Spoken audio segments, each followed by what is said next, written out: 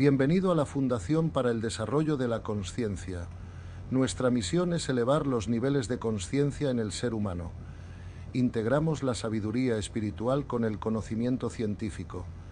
Esperamos encuentres este video de utilidad. Bueno, pues hoy vamos a hablar del tema de las leyes universales, que es lo que me habían pedido, ¿verdad? Por favor, adelante.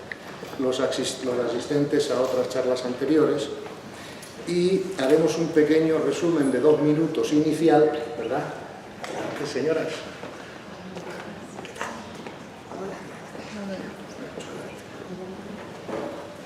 Hay sitios por allí, ¿eh? Levanten Hay sitios, sí. un poco la voz porque al fondo no se escucha nada. Al fondo no llega la voz, creo. ¿Ustedes ¿Al escuchan? fondo no llega la voz? Ahora sí. Intentaré Más o hablar menos. alto. Más o menos. Bueno, la próxima conferencia tendremos micrófono, ¿vale? Lo que pasa es que esta me ha pillado un poco de sorpresa, porque pensé que iban a ser como unas 40 o 50 personas y se me ha ido un poco de lámpara, ¿vale? Y entonces, lo cual me alegro, pero por eso no había micrófono. Intentaré hablar todo lo alto que pueda, ¿ok? Y a lo mejor, que no haya ruido por allí, no viene nada. Vale, pues hablaré todo lo alto que pueda, ¿vale? Entonces, fijaros, hacemos un resumen de 1 minuto, simplemente para los que no hayan escuchado algo, pues puedan tener el enmarque, ¿no?, donde va esta conferencia de las leyes y pueda tener sentido, ¿verdad?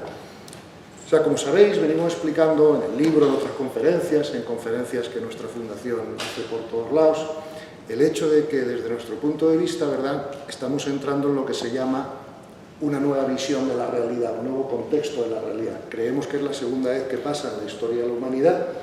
Pasó en la Edad Media con Galileo, con Copérnico, ¿verdad?, con los que inventaron el método científico, que hicieron cambiar de manera de pensar a toda la humanidad. De hecho, todo lo que tenemos ahora, este móvil, todas las cosas tecnológicas y toda la ciencia en sí misma, pues comenzó, ¿verdad?, con ese nuevo cambio de paradigma, que el paradigma es las gafas que usamos para ver el mundo, ¿no?, que se produjo en la Edad Media, y es un poco la cultura en la que todos hemos sido educados, ¿verdad?, desde pequeños, porque es la mejor que teníamos hasta ahora. Pero yo diría que de hace unos 25 años hacia acá está produciéndose otro nuevo cambio de paradigma, ¿verdad? Y creo que es importantísimo, ¿verdad?, que todos nosotros lo podamos entender, ¿verdad?, porque, claro, va a afectar mucho a nuestras vidas, ¿no? Ten en cuenta que es muy posible que el mundo va a cambiar más en los próximos 10 años que en los últimos 2000, ¿ok? Y tenemos que estar preparados para eso, sobre todo los más jóvenes, ¿verdad?, para comprender de qué va el tema. Estuve el jueves pasado, me invitaron en el Business School de Nueva York, en el IES, a dar una charla sobre esto, y bueno, estaba clarísimo que todo el mundo ya sabía de qué iba, ¿no?, y están produciéndose todos los cambios, ¿verdad?, que se van a producir. Este nuevo contexto, este nuevo paradigma nos va a ayudar a contestar distinto a las 2 preguntas más importantes de la filosofía, que, como sabéis, son ¿quién soy yo? ¿Y para qué estoy aquí? ¿Qué sentido tiene mi vida, no? Y esas 2 preguntas se están ahora contestando de manera diferente, y esto es lo que queremos explicar en este paradigma, ¿verdad? Fijaros que hemos hablado en conferencias anteriores de 4 ideas básicas de la ciencia moderna, ¿no? Una es que el universo es multidimensional, es decir, que tiene muchas dimensiones, ¿verdad? Y que el ser humano es también multidimensional, como lo es el universo, y tenemos varios cuerpos que están fotografiados, que lo quiera ver en el libro, ¿vale? Y bueno, estamos todos intentando, pues, aprender a vivir la vida desde los cuerpos superiores, ¿verdad?, que es el alma, ¿no?, y no desde los inferiores, que sería el ego, ¿no?, el instinto, la emoción o incluso la racionalidad, ¿verdad? Entonces, uno de los conceptos más importantes de la ciencia moderna es que nos cambia el concepto de causalidad, ¿verdad? Cuando yo era un chaval joven, como veo que algunos, iba todavía al colegio, a la universidad, claro, yo pensaba, como pensaba todo el mundo, en una causalidad ascendente. ¿Qué significa eso? Por ejemplo, el cerebro crea la mente. Eso es causalidad ascendente. Y así pensaba yo cuando era joven, y creo que piensa mucha gente todavía hoy. Pero ya se han dado cuenta que eso no es así. Es la mente la que crea el cerebro para poder expresarse. Es decir, la creación, o sea, la causalidad siempre va de las dimensiones más altas, más sutiles, las podemos llamar espirituales porque no son materiales, ¿verdad? Por eso no las podemos percibir por los sentidos. Pero que no las queramos percibir por los sentidos no quiere decir que no existan, solo quiere decir que no las podemos percibir por los sentidos, ¿verdad? Fíjate que hasta ahora el ser humano había dado realidad a lo que podía percibir por los sentidos, y lo que no podíamos percibir por los sentidos, pues era una intelequia, ¿no? ¿Vale? Tú podías creer que tenías alma, pues si eras religioso, o si tenías fe, ¿sabes? O cualquier cosa.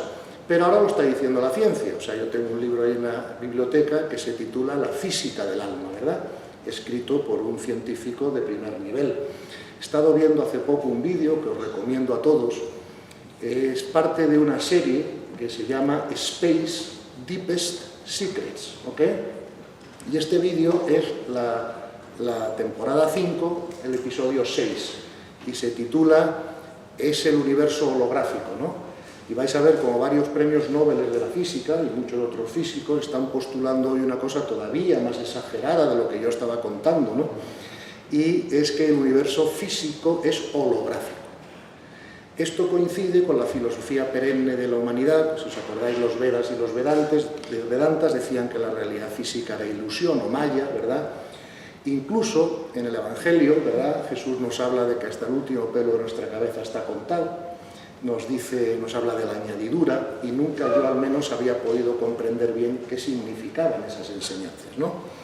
Bueno, pues ahora, como sabéis, la ciencia ha demostrado que es la consciencia la que crea la realidad, porque eso es así, y ahora entramos en las leyes, ¿verdad? Eso es así porque se han dado cuenta los físicos, lo podéis ver todos en Google o en cualquier YouTube, ¿no? Poner experimento de la doble ranura, o en inglés Double Slit Experiment, y veréis como se han dado cuenta en la física cuántica, que es la que estudia la materia más pequeña, que un electrón no es una bolita de materia, sino que es una onda de probabilidad que solo se convierte en una bolita cuando alguien le da la orden, ¿verdad? Eso es lo que se llama en física cuántica el efecto observador, ¿ok? Si no hay observación, no hay realidad física. Claro, la gran cuestión era, ¿y quién convertía la función de onda del electrón en una bolita? A eso se le llamó el enigma cuántico, ¿verdad? Y desde hace muchos años los físicos están intentando resolver ese problema, y ha habido varias soluciones. Primero decían, bueno, pues esto se produce al azar, ¿no? A eso ya Einstein contestó que Dios no juega a los dados, ¿verdad? Y ha habido otros muchos científicos que han probado matemáticamente que eso no es así. Con lo cual, la explicación inicial de que el colapso del electrón se producía al azar se ha descartado, ¿no? Después de eso vino otra interpretación, que fue la del famoso físico David Bohm, ¿verdad?, que dijo que no, que el colapso se producía por variables ocultas, o sea, que había unas razones que dirigían el colapso del electrón, pero que esas razones él no las conocía y por eso las llamó las variables ocultas. Luego vinieron dos físicos muy famosos, Everett y Wheeler creo que es premio Nobel también, que postularon la teoría de los universos paralelos, ¿vale? Y dijo, bueno, si el electrón se colapsa aquí en una bolita, todas las demás posibilidades de colapso se tienen que colapsar en otros universos que salen de este como ramas de un árbol, ¿no? Funcionan las matemáticas y nadie puede decir que eso sea falso. Pero la teoría que más fuerza está tomando, donde están la mayor parte de los científicos, y que coincide además con las enseñanzas espirituales de toda la vida, ¿no? Del Evangelio, del budismo, de las filosofías orientales, es que es la consciencia la que crea la realidad, ¿ok? Y por lo tanto, tenemos que acostumbrarnos a la idea de que la causación es descendente, no ascendente. O sea, el cerebro no crea consciencia, como siempre hemos creído, ¿verdad? El cerebro capta conciencia. ¿Me explico? Y el cerebro es como un aparato de radio, ¿verdad? Que si yo le giro la manivela, pues conecto con una emisora o con otra, depende de la vibración, pero los programas de radio no se producen en mi aparato de radio, se producen en un estudio o donde sea y mi aparato los capta, ¿ok? Y eso es lo mismo que pasa con la consciencia y con la mente. El cerebro capta consciencia, capta mente, pero no la produce. ¿Ok? Y esto es un tema a lo que nos tenemos que ir acostumbrando a saber, ¿no? Entonces, hasta ahí llega la ciencia. La ciencia dice, bueno, es la consciencia la que crea la realidad. ¿Ok? Eso a ninguno de nosotros nos lo dijeron en el colegio, desde luego a mí no. ¿Vale? Bien.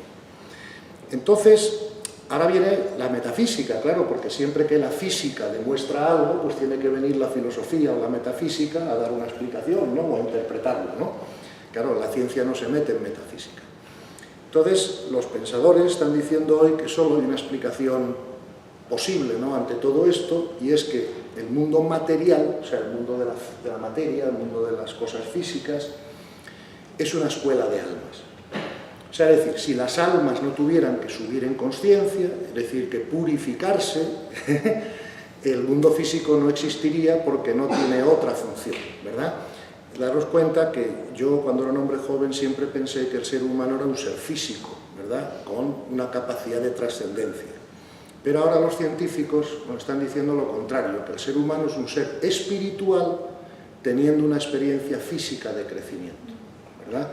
Y eso cambia toda el enfoque para nosotros de la vida, de quiénes somos nosotros y para qué estamos aquí. Más esos seres espirituales nunca van a morir, solo va a morir el cuerpo físico, con lo cual vamos a corregir hasta el lenguaje. O sea, es decir, ya no se puede decir con propiedad fulano de tal se murió. Se puede decir fulano de tal perdió su cuerpo físico. Eso sí se puede decir, pero no se puede decir que murió. ¿Okay? Entonces, después de todas las interpretaciones que ha habido, ¿no?, sobre el colapso, ¿no?, del electrón, nos damos cuenta de que hay unas leyes universales, ¿verdad?, que rigen toda la creación en el universo y además de regir la creación, rigen la comprensión de la creación. O sea, es decir, rigen la creación y estas leyes también rigen el camino, ¿no?, que las almas tienen que hacer en su evolución de consciencia. ¿Ok? Acordaos que hemos hablado muchas veces de los niveles de consciencia y que hay un refrán muy famoso en espiritualidad que dice, como es arriba es abajo, ¿no? De la misma manera que en la Tierra, pues hay niños pequeños, ¿no?, que tienen 3 años o 4 años y que por muy listos que sean todavía no pueden aprender álgebra porque tienen que madurar. También pasa lo mismo con las almas. Dios de alguna manera crea las almas inocentes, es decir, sin información, como cuando un niño viene aquí, que su personalidad todavía no tiene información, ¿verdad? Y van creciendo en nivel de consciencia, un poco igual a como los niños van creciendo en la Tierra, ¿no?, en el mundo físico. Y igual que en el mundo físico hay colegios, ¿verdad?, donde los niños van, empiezan por párvulos y luego bachillerato medio y luego bachillerato alto, pues en el universo pasa lo mismo con las almas, ¿no? Las almas también empiezan niños, por así decirlo, con ninguna información, se llama inocencia, ¿verdad?, ausencia de información. Luego tienen que pasar por una serie de etapas, ¿no?, de cierta ignorancia para llegar a la sabiduría, ¿verdad? Y ese es el camino que hacen las almas. Entonces, por eso cuando miramos en el mundo nos damos cuenta que al mismo momento que está viviendo pues una Teresa de Calcuta, que puede ser un alma ya más avanzada, ¿verdad?, pues está viviendo Pablo Escobar o Al Capone al mismo tiempo, que son unas almas pues más infantiles, por eso hacen lo que hacen, ¿verdad? Y por eso todos los maestros espirituales han puesto el problema del ser humano en la ignorancia más que en la maldad, porque si el ser humano no fuera ignorante no haría cosas malvadas para nadie, porque sabría que no se puede librar de las consecuencias, ¿verdad?, que es la famosa ley del karma. Entonces, tenemos que decir que todo lo que ocurre en el mundo de la materia, los fenómenos aquí, se rigen por leyes matemáticamente exactas, ¿verdad? Y la naturaleza no se rige al azar, ni tampoco sigue los caprichos de un Dios emocional, como nos han vendido al principio a veces, ¿no?, que se enfada, que castiga, que esto, que aquello, que se pone contento. Si Dios fuera capaz de enfadarse o ponerse contento y todo eso, yo me borraría, porque significa que Dios tiene ego, y un Dios con ego es poco Dios, ¿no? ¿Sabes? Claro. Entonces tenemos que ver a Dios, creo que de otra manera, ¿verdad? Y tenemos que verle como amor, pero no como persona egoica, emocional, ¿no?, que toma decisiones. Entonces, voy a leer literalmente la definición de la ley universal para no equivocarme en ninguna palabra, porque la definición es bastante precisa, ¿no? Y dice, se define la ley universal como los principios inmutables que rigen el orden universal y los procesos de creación, administración y comprensión del universo. La ley es universal. Lo que es personal es mayor o menor comprensión de la ley, ¿vale? Pero la ley es universal. Y la ley, o sea, la ignorancia de la ley no te exime de sufrir sus efectos cuando la violas. Esto es un poco cuando yo voy conduciendo y voy por un sitio y no sé cuál es el límite de velocidad, me para la policía y le digo, mira, es que yo no sabía cuál era el límite aquí. Y el policía me va a decir, pues no sabe usted cuánto lo siento, pero tenía usted que haberlo sabido. Y si no lo sabe, pues aquí está la multa, ¿no? Y ya lo sabe para la próxima vez, ¿no? Entonces, bien, vamos a ver. Las leyes universales no son las leyes físicas, ¿ok? No me estoy refiriendo a la ley de la gravedad, ni me estoy refiriendo a otras leyes físicas que todos conocemos, porque las leyes físicas no funcionan en todo el universo, ¿ok? Por ejemplo, la ley de la gravedad, si salgo al espacio, ya no funciona igual que aquí, no sé si me explico, ¿no? Mientras que estas leyes universales a las que yo me estoy refiriendo son de universal aplicación en el universo entero, ¿verdad? Entonces, fíjate, así como se distinguen de las normas humanas, en que las leyes humanas pueden ser cambiadas, derogadas, en fin, modificadas. Las leyes universales existen antes que exista el universo y rigen toda la creación, ¿verdad? Y por lo tanto no pueden ser modificadas ni cambiadas por el ser humano ni nada que se le parezca, ¿vale? Entonces, fijaros que, como siempre, y en fin, otras personas han tenido otras experiencias en sus vidas, pero yo he sido empresario y a mí lo que no funciona no me interesa, ¿verdad? Tenéis que daros cuenta que las leyes pueden ser verificadas por sus efectos, ¿verdad? Y las vamos a reconocer en todo aquello que funcione bien. Me explico, que no funciona bien en la vida, que de alguna manera fluye, ¿ok? Fijaros que hay una enseñanza evangélica muy famosa, que a mí siempre me gustó mucho, que es cuando le preguntan a Jesús de sus discípulos, ¿y cómo vamos a reconocer a los buenos, a los malos maestros o ideas? Y contesta Jesús, por sus frutos los conoceréis, ¿no? Por lo tanto, cuando nosotros respetamos la ley y vivimos de acuerdo con la ley del universo, los frutos siempre son buenos, ¿verdad? Y tenemos problemas cuando nos salimos de la ley, ¿verdad?